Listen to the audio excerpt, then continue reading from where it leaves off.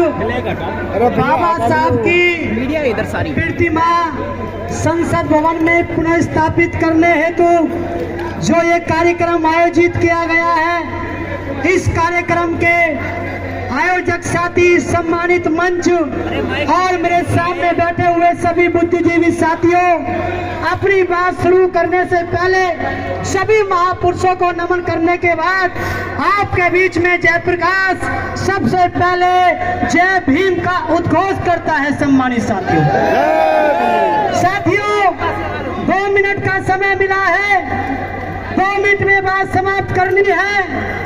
और जैसा कि हमारे साथी बता रहे हैं, प्रतिमा को रात को अंधेरे में निकाला गया, रात में ये काम किया गया, इसका मतलब चोरी से किया गया।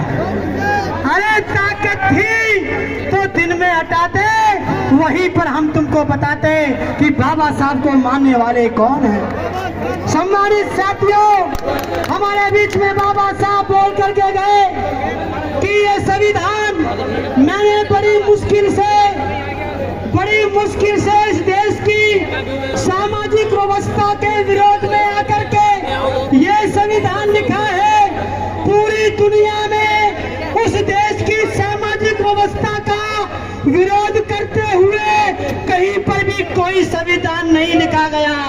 लेकिन जब मैंने अध्ययन किया इस देश की जातिवादी सामाजिक व्यवस्था आपको गुलाम बनाती है, तो मैंने इस व्यवस्था के खिलाफ आपको संविधान बना करके दिया और ये कहा अगर तुम संविधान पे चलोगे इस सामाजिक व्यवस्था का भी परिवर्तन कर दोगे और सत्ता का भी परिवर्तन कर दोगे। आप लोग, आपके हाथ में है सत्ता परिवर्तन करना। मेरे सम्मानित साथियों, बाबा साहब ने कहा अम्बेडकर को दबाने का प्रयास मत करना। विरोधी लोगों, अम्बेडकर को दबाने का प्रयास मत करना। अगर अम्बेडकर को दबाने का प्रयास किया तो ये अम्बेडकर जमीन में से अंकुरित होकर के निकलेगा और अपने जैसे लाखों अम्बेडकर पैदा करेगा।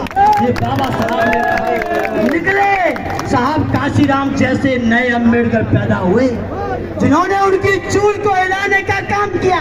हमारे साहब काशीराम ने उनकी चूल को हिलाने का काम किया। हम वचन देते हैं नौजवान साथियों, अपने इन सारे नेताओं को जिन्होंने इस मूवमेंट को यहाँ तक पहुँचाया, आपने साहब काशीराम का साथ देकर अगर हमको सीएम दिया है तो हम अपने खून की कुर्बानी देके तुम्हें देश का प्रधानमंत्री बना करके देंगे। इसलिए मेरा आपसे निवेदन है, मैं मंच का ध्यान रखता हूँ, फिर कभी आपके बीच में रखूंगा। कहना चाहता हूँ आखिर में, हम तख्त भी बदल देंगे, हम ताज भी बदल देंगे, या तो प्रतिमा वहीं लगा दो वरना तुम्हारी सरकार भी बदल देंगे।